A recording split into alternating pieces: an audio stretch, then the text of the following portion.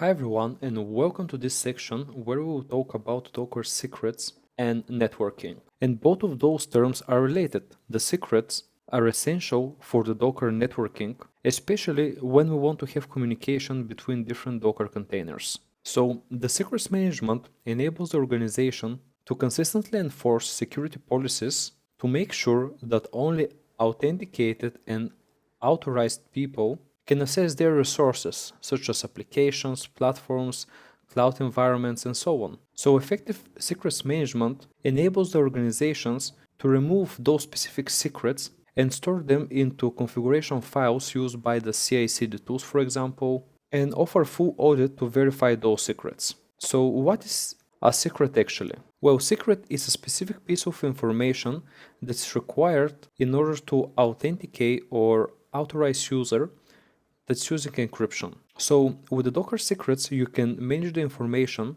that is needed at runtime, but you don't want it actually to be stored in the Docker image or some other source in a repository. So some examples of sensitive information that can be protected by the secrets would be usernames and passwords, TLC certificates and keys, SSH keys, and database name or internal server. Secrets also provide abstraction layer between the container and a set of credentials. So consider a scenario where we have to spare development, test, and production environments in your application. Those environments would have different credentials stored in development, test, and production environments with the same secret name. In that way, the containers only need to know the name of the secret in order to be working in all environments. So the Docker secrets are provided to the containers and are normally transmitted using encryption from and to the node from which they run. Secrets are usually mounted in the file system at run/secrets/secret name. So this path can be normally accessed by a container service, and so the secret will be accessed. And here we're using something that is called creating a service on Swarm. This means having a configuration with an image available on all hosts locally or mounted via network storage. That said, secrets can contain files, so we can use them easily to manage the configuration of the services, since the information would be available to all hosts that execute the service task. It is quite common for an image that we need to use credentials or files with information that we don't want to share. So if we pass those elements to the image using commands, for example, as copy and add, they will be visible in the image and anyone who has access will be able to see them. So for that reason, it is important for the Docker secrets to only be available to Swarm services, but not to standalone containers. This means that the secrets can be pushed to containers only when containers are running as a Swarm service.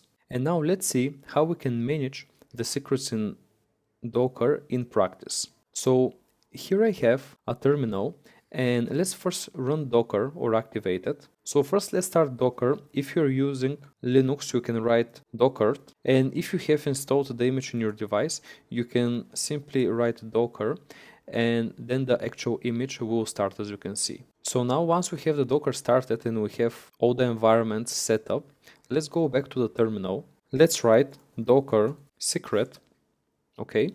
And you can see all the commands with which you can maintain the secrets in your device. So you can either create, inspect, check the list of secrets, or remove them. Pretty straightforward. So let's create a secret. Let's do echo my user. Let's do a pipe. So firstly, we initiate the name of the secret with my user, and after that, let's do docker secret create pg underscore user dash, and you can see that we're having an error, and this is because we first need to start our Swarm service.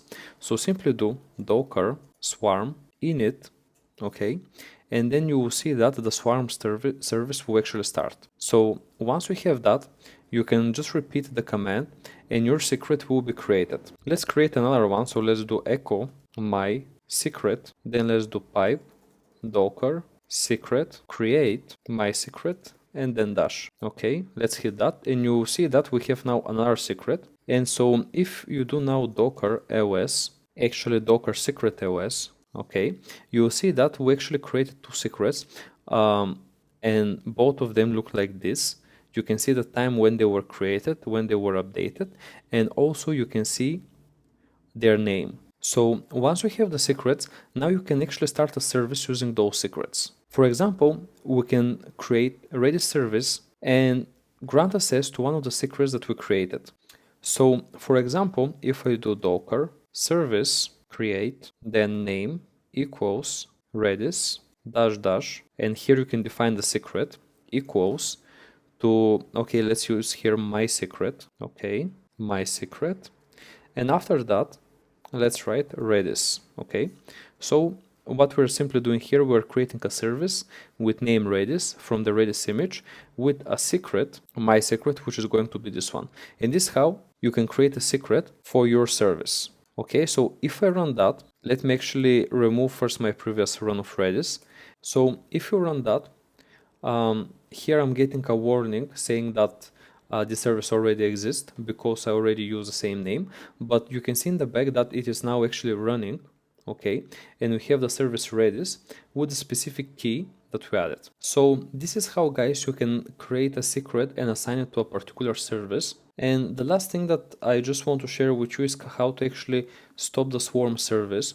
You can simply do docker swarm leave, okay, and if this doesn't work, as you can see, you can simply do force. Okay, and once you do that, you can see that even your container will actually be removed. Okay, so your swarm service will stop executing, including all the containers and the secrets there.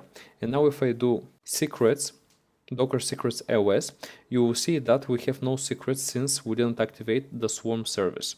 So always first make sure that you activate the swarm service with the docker swarm in it, then you can create your secrets and finally assign services to those secrets. So that's it. Thank you very much for watching that video, and in the next one we'll talk about container networking in Docker. Thanks for watching.